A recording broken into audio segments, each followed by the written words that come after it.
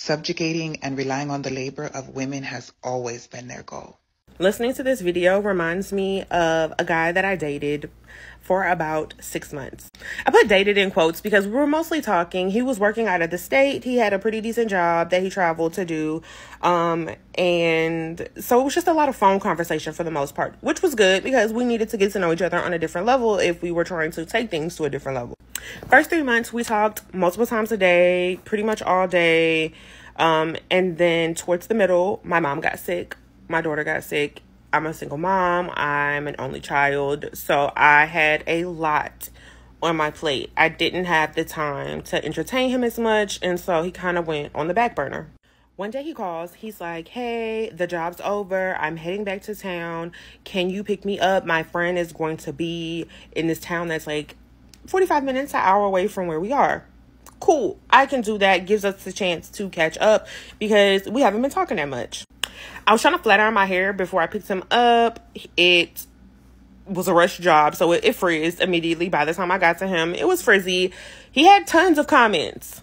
He had a lot of comments about my hair frizzing. That was really annoying me.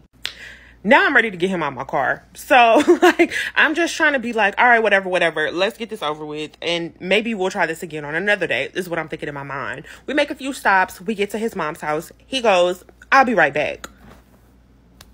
Why is he coming right back? He come out of his mama's house with some stuff. He get in my car. He goes, okay, I'm ready. Now I'm perplexed. I'm like, are you supposed to be going to my house? This boy look at me and go, where the hell did you think I was going to stay? I didn't. I didn't think for 2 seconds about where you was going to stay. Because you a grown-ass man. What? Now he mad at me. I'm just confused. I was like, when did we discuss you staying with me? And he was like, we've been talking, da-da-da-da-da. And I was like, yeah, but when did we discuss you staying with me? And again, he's like, where did you think I was gonna stay? It's late. He mad, trying to pretend like he finna find somewhere to be at the last minute. He can't. So I'm like, listen, you could spend the night. I leave for work at 7 o'clock in the morning. Like, but when I leave for work, like, you gotta go. You can't just be in my house with me and my daughter. Like, that's not how this works with no conversation, we're not even in a relationship. 6 o'clock the next morning, we coming up out my house and he got to figure it out. And I'm pretty sure he ended up back at his last baby mom's house, the one that he told me he constantly couldn't stand. So you wanted this story, and I ain't even going to hold you. I mean, I don't want to say I was talking to a homeless person, but he was homeless. A lot of dudes be homeless. They be one argument away from being homeless, okay?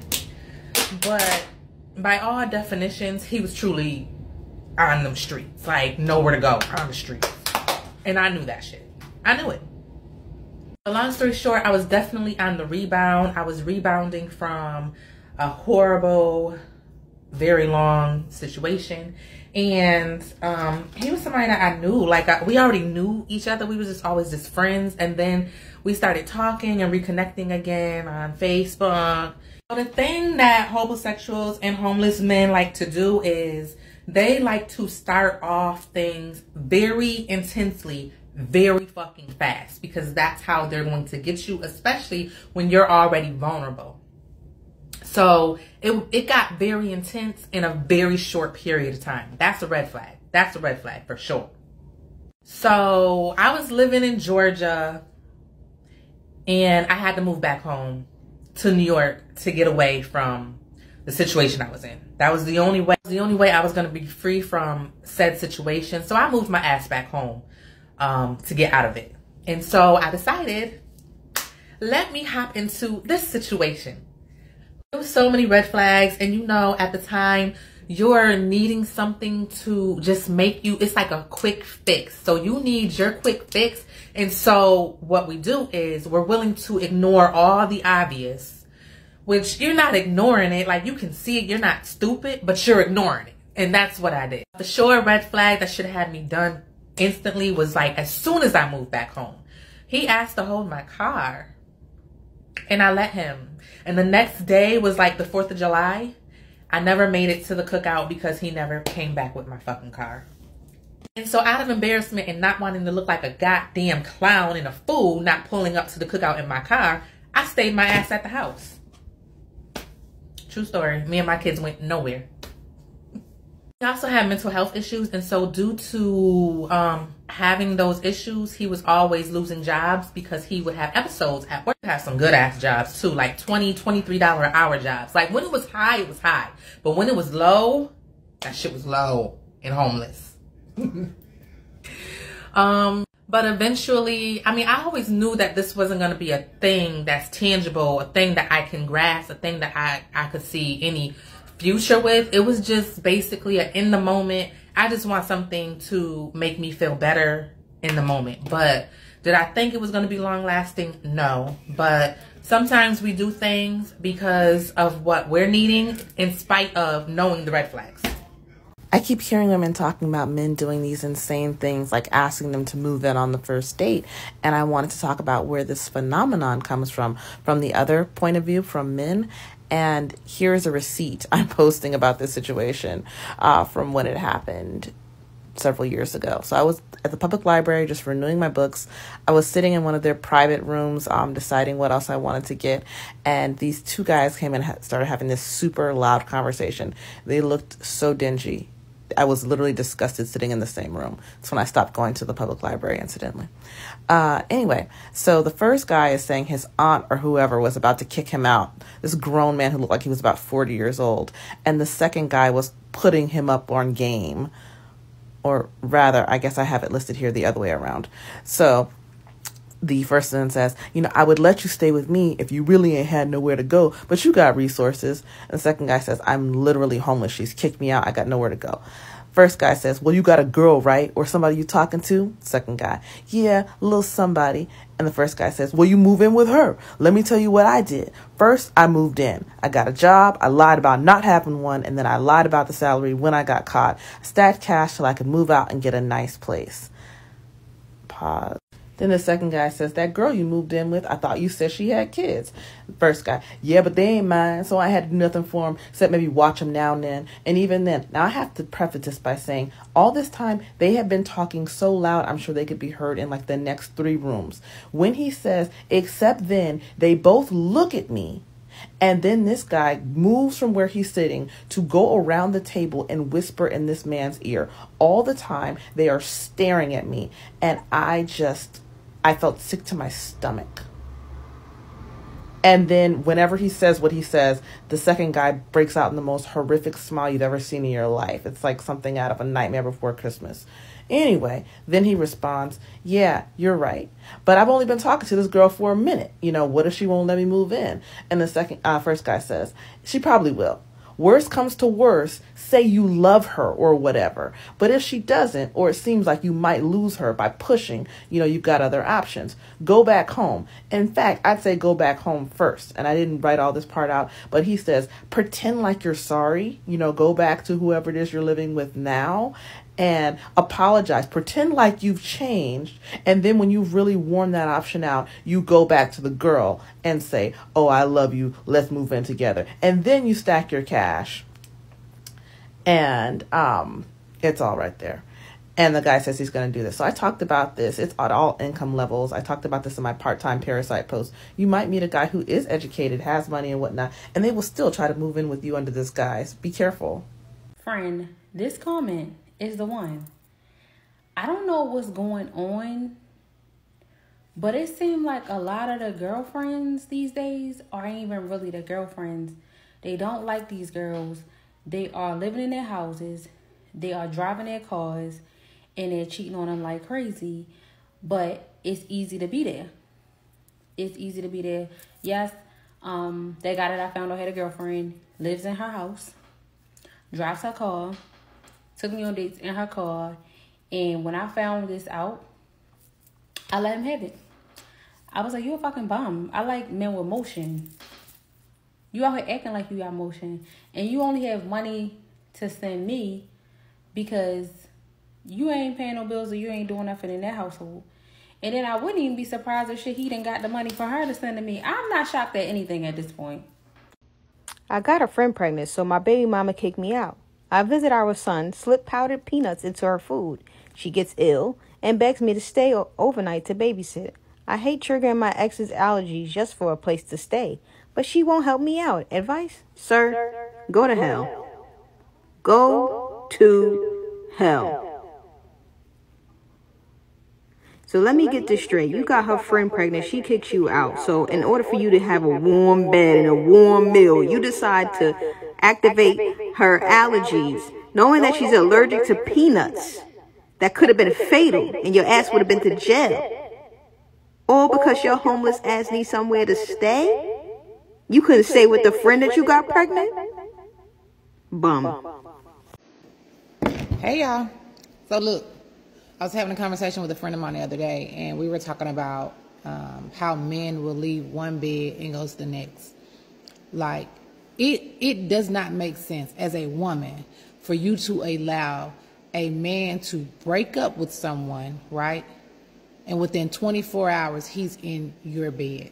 He didn't go get his own shit. He didn't take no time to readjust or nothing. And if you've been the side chick or not, it does not make sense for y'all to allow these men to pack up all his belongings after he done wasted that young lady nice trash bags and brought it over to your house. So now when he got to do it again, guess what he gonna do? He gonna use up your good trash bags and go to the next person's house. Like, as women, we really got to start enforcing our standard of who we allow in our space. And I get it. Don't nobody want to be alone and this is and the third, cat, dog, fish, whatever. But at the end of the day, if we don't start enforcing the standard, these men going to keep on doing all this stuff. And then y'all going to find yourself sitting around talking about y'all celibate. Stop letting that man pack his stuff up from her house to your house. Tell him go get his own so you can come to his house. Tell him go get his own. If he don't got his own, what you with him for? What you messing with him for? In 2023, ladies, can we stop trying to fix these ingrowns? Can we stop trying to believe these ingrowns when they've already showed that they are liars? And can we stop acting like we won the prize because a man packed up and left one household and came to your household? Baby, you ain't get you nothing but a headache and a dependent. You need some 𝐓𝐤𝐤? Fake friend hobosexual. Excuse me. So this is what we doing? Really? This really what we doing, Mike? What you mean is what we wow, doing? shit. What you doing here? What am I doing? I live here. This is my house. What do you mean? You're not supposed to be at home right now. I saw you on my doorbell camera. Yes, I live here See, too, you so crazy. Are you serious? This what we doing? This really what we doing? So you upset? You're supposed to be at work right now, Mike. I got off early. You just started a new now job. You care about me being at work. You didn't care the whole 6 months. You ain't have a work. Exactly. Right. I tried to help you, doing. but I filled out your resume. Trying to find a job, and she was keeping me company. Are you serious? Yes. I did the reason you got the job now is because of me, because I did your resume. Are you serious?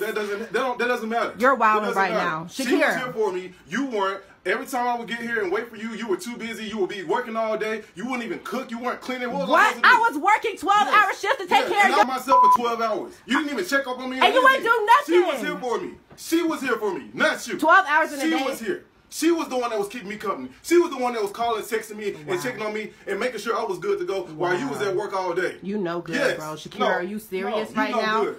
You know good. I've been taking care of you. Around for you? What? 6 months? How long was I supposed to wait for you to get together? And I did. Yes, no. 2 days later, you already here. About yourself. What? I only care about myself. No. 2 days on the job and you here laid up in a bed? She was here for you ain't even got a check yet. And you sitting here laid up in a bed in my bed? My best friend, Shakira, are you serious? You're wild. I don't even know. You're disgusting, bro. My man. Can you stop recording? No, everybody's gonna see you. You're a no good friend. I was venting to her about you. Are you serious about me when I've been helping you? No. Whole time I'm stressed out. You couldn't do anything. What about I'm just me, sitting though? here. What about me? you? I'm taking care of you like you a big kid. You a grown. You not no kid. Shakira, really, and you knew that. You knew that. You sitting over here with him while I'm working food on our table on a roof over my head. You're wilding. That's the wrong word. Y'all are disgusting. You're the problem. You're the problem. You the problem. Wow. Yeah. I can't believe you right now. You need to pack your stuff, everything. You don't got nowhere to live. You don't even got no car. You've been driving my car. Are you serious, Shakira? You're really wild. You're disgusting. You don't know what this no good that put me through everything. And you're sitting over here with him and you knew that whole time. I mean, honestly, like, I was going through a lot. He was going through a lot. And we just... What? It just kind of happened. It wasn't on purpose. It wasn't intentional. Like, it was no intent to try to hurt you. But, I mean... It's therapeutic. Because that's what you... My man, though. We've been best friends for 10 years. Are you serious, Shakira? Because I'm overworking and, you know, I've been stressed to take care of him. Please stop. Get that camera off. No, I'm not taking the camera off you because everybody's going to know that you're no good. What? I've been taking care of you for... Y'all, I've been taking care of this grown man for over 6 months. Hey, look. All right now. Shit. It's 2022. We tightening up on the Pookie passes. All right? Like, these niggas is hobos. They not Houdini. You shouldn't be getting fooled like that. Okay? All these niggas ain't changed up. Y'all be missing key points. They ain't smart enough for no presto changeo. To be a functioning adult takes initiative. And initiative is something that you cannot teach.